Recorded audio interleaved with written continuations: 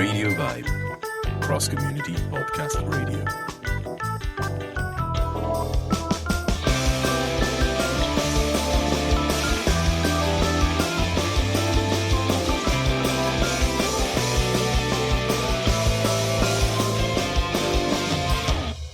Buongiorno Lumturi. Welcome to Radio Vibe.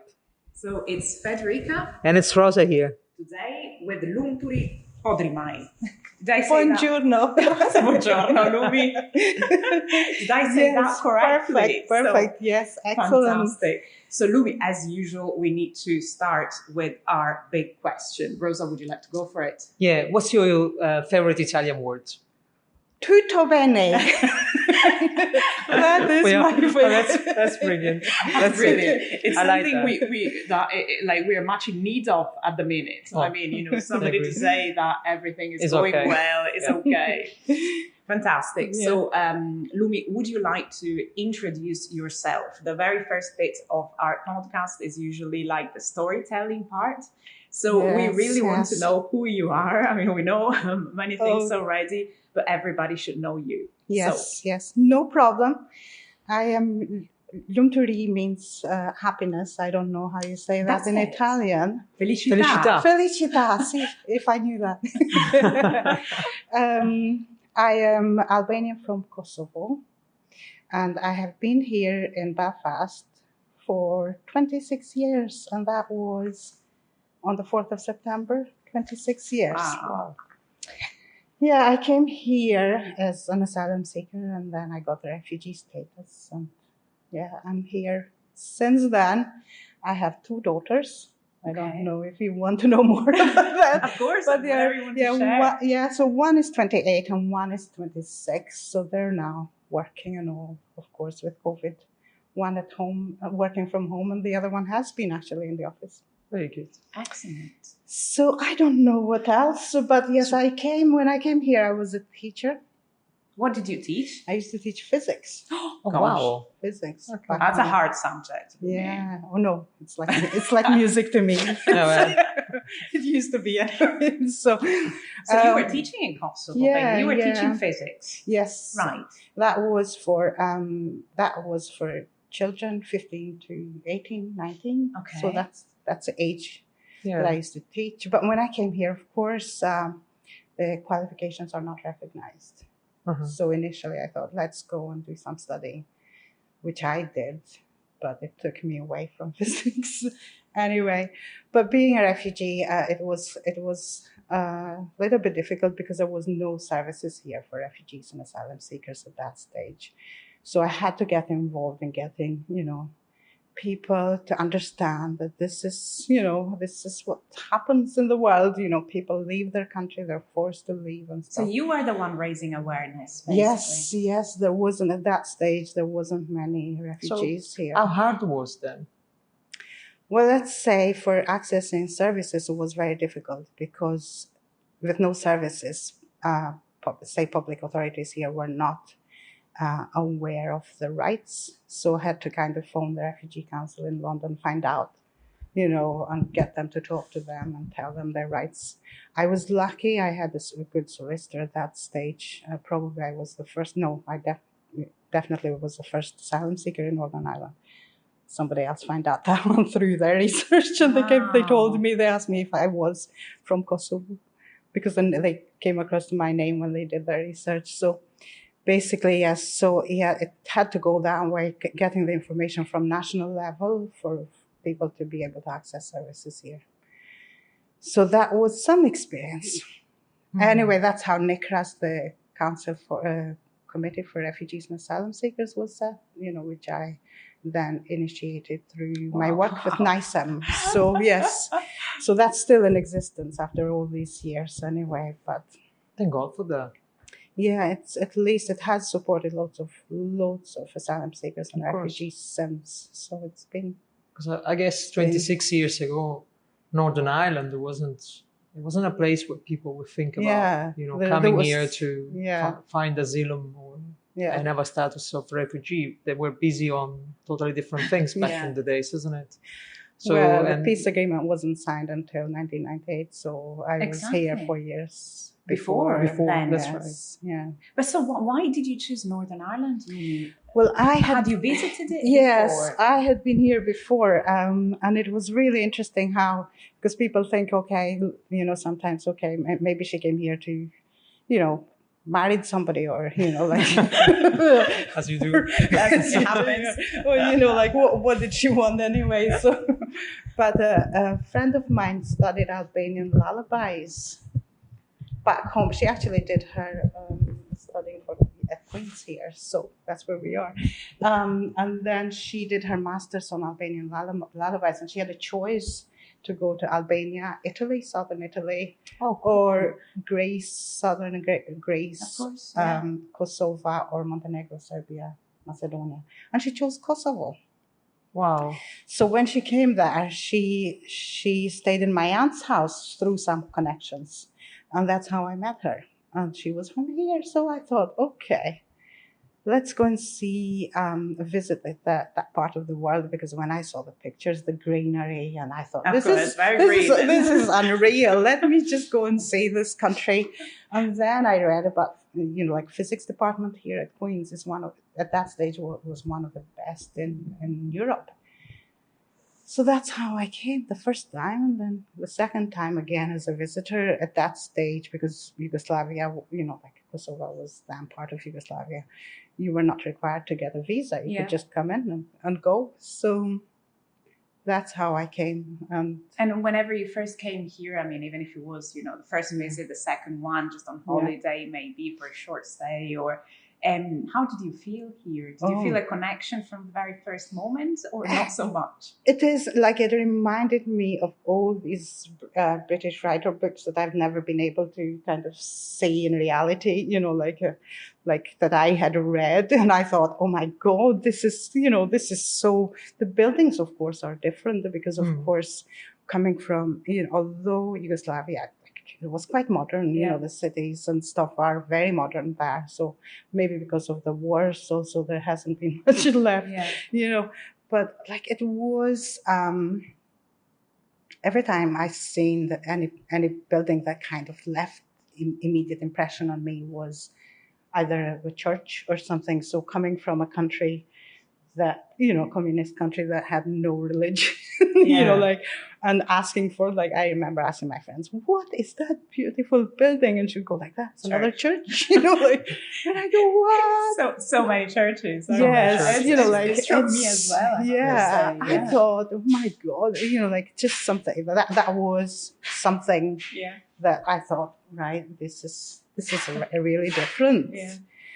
But I just, I loved first time I came in winter, so that was a winter here. For me, it was warm because I was coming then, of course, 26 years ago. Right. Yeah. The winters back home, the icicles like this tall, and it was mild weather for you. So I thought, so I could do with this winter.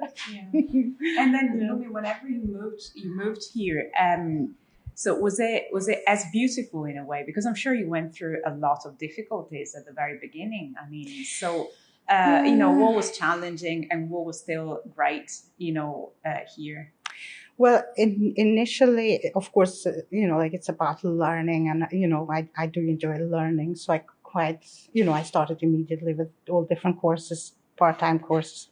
3 different courses, seriously, I just, and that's what I really enjoyed, and trying to kind of ignore the fact that I was an asylum seeker and that I was going to struggle with what was in place then for asylum seekers and stuff. But it was challenging. For example, at that stage, I coming, from working experience and not being able at that stage, I didn't have the right to work only for 6 months. I could still work after 6 months. I totally understood, I need to learn language and stuff, and that's why I started 3 different courses here, and 2, 1 at Queen's and 2 at the Tech then. And but I just felt, why would somebody take that right of you? Do you know what I mean? But as you know, asylum seekers don't have the right to work unless there's no decision in their case for the first year. But yes. So, excellent. Well, we're now gonna take a little music break. Yep. So will be some music by Luigi Cirillo, especially dedicated to Lumturi, and then more Lumturi after the break.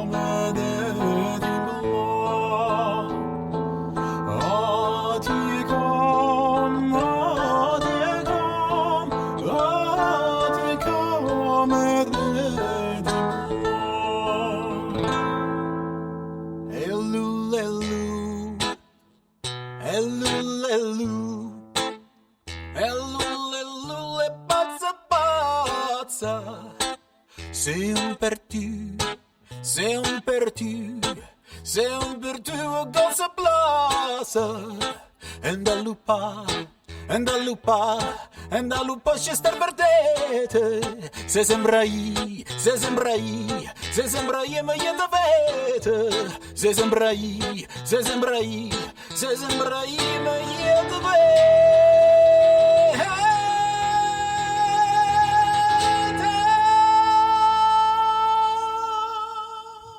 So we are back with Lumturi. Would you like to set the scene as you usually do, Rosa? Yes. So today we are in Queen's University, so this one will be our second interview in Queen's University outside the quad. But today we're actually getting shelter under the arch because it started to drizzling down. Yeah. So we're standing the three of us. Standing in the three of us, and people looking at us a little bit weird. I mean, to listen to Lumturi and her wonderful story. So, okay, so Lumi, basically from being a teacher of physics, what a subject, to working really in the field of immigration. So what is the organization you're working for now? Would you like to describe it for us, the organization and the project as well, so everybody can know? Yeah, of course. Coming here as a teacher, and as I said, my qualifications were not recognized, and it took a while to find out what I really wanted to do if that wasn't the option. So I decided to volunteer for an organization then, Northern Ireland Council for Ethnic Minorities, but also help the Law Centre with any of work that they needed, for example, portraying the issues for asylum seekers and stuff, if they needed me to speak at things, or Amnesty International. So yeah, that engagement then kind of got me into this stage where I am now. So initially started my first full-time work was refugee integration and resettlement worker, community development worker. One of the longest titles I've ever had. But through that, basically then, I got lots of training and stuff like that into equality and human rights. Mm-hmm. And now, and for some years, of course, I practiced immigration advice in NICEM and Migrant Center. So that's where I am now. So in the last few years, 3 years now, I've been in advice and usually when I when I go for positions, I have to look for something that motivates me, and that is making a change and kind of relate to equality and relate to human rights. And that is how it keeps me going. So yes, at the moment I'm in Advice and I. So what's Advice and I? It's a charity that leads basically the independent advice sector in Northern Ireland, and they support the sector. They have about over 70 member organizations that give advice. Advice and I itself has over 60 advisors based all over, the place, and they cover different areas of advice, like debt, welfare rights, that they're also covering COVID-19 at the moment.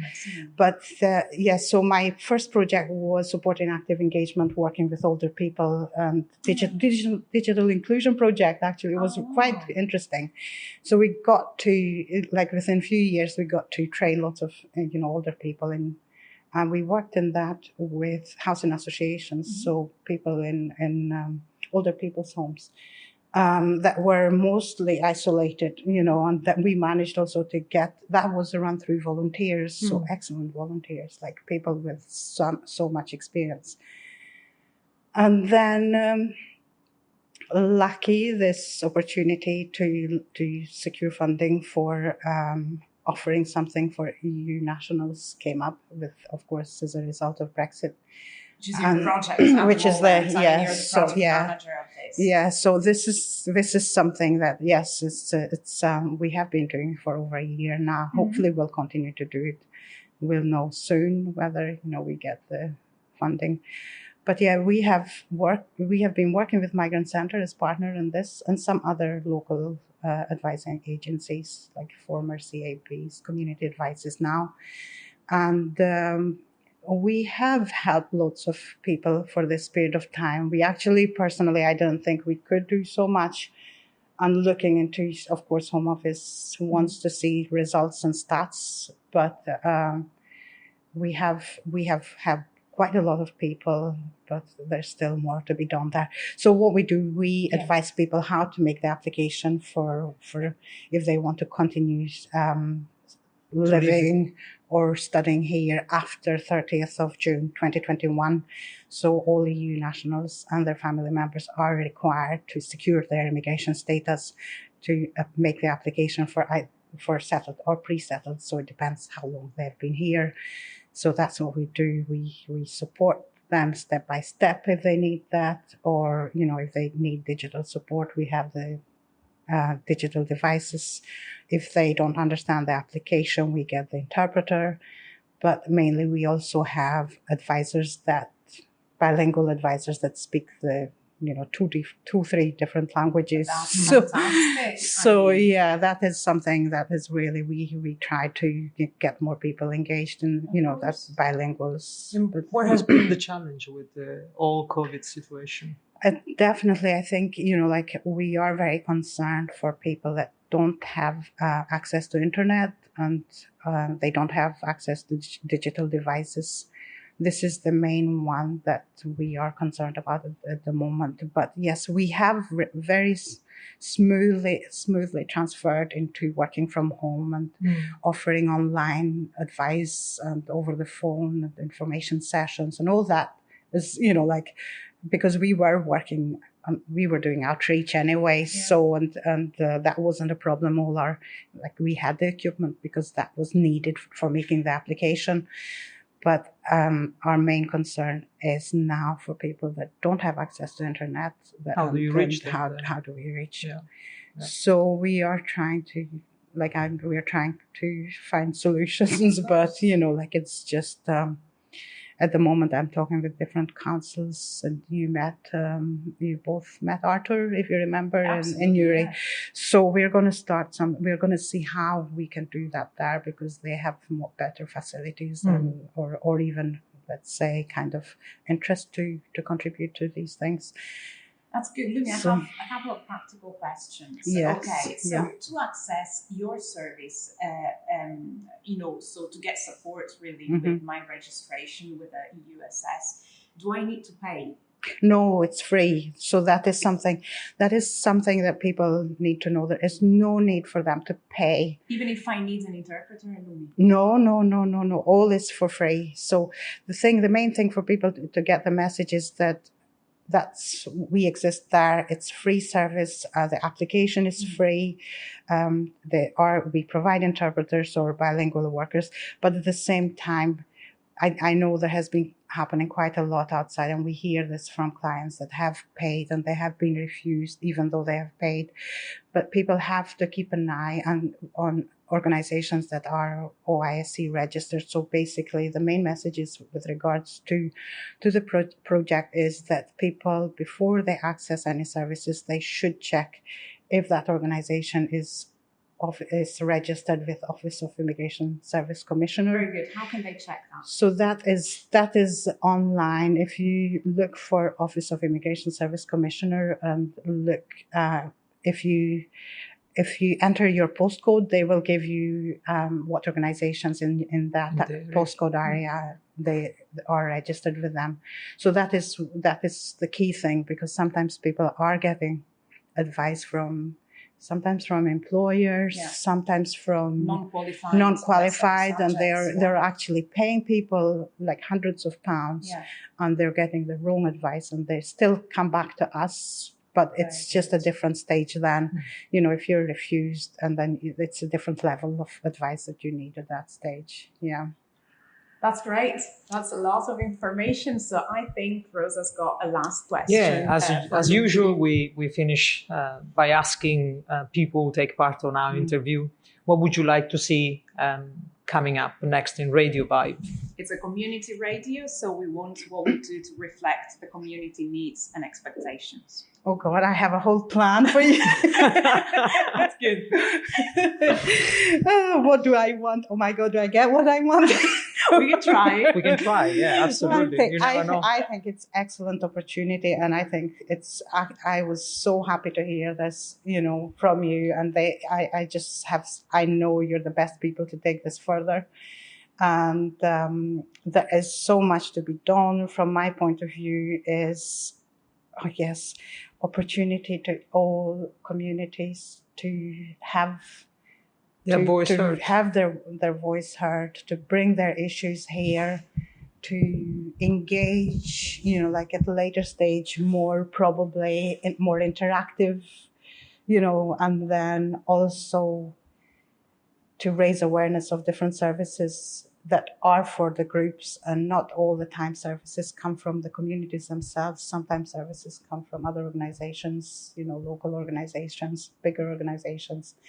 But I don't know if I've... Yeah, you definitely nailed it. You nailed it, because that's our aim. Yeah. The aim of Radio Vibe is that, to bring the voice, to actually enable community to have their voice heard, and to be able to help them, really to give that sort of service to people, something that they might not even know exists out there. Yeah. And so that's our aim. So thank you. Thank you for that. So thank you very much. So we just want to send a big virtual hug to all our friends in Advice and and in particular for the EU SS support project managed by Lumturi Podrimaj. So Lumi, thank you so much for being with us today. Ciao.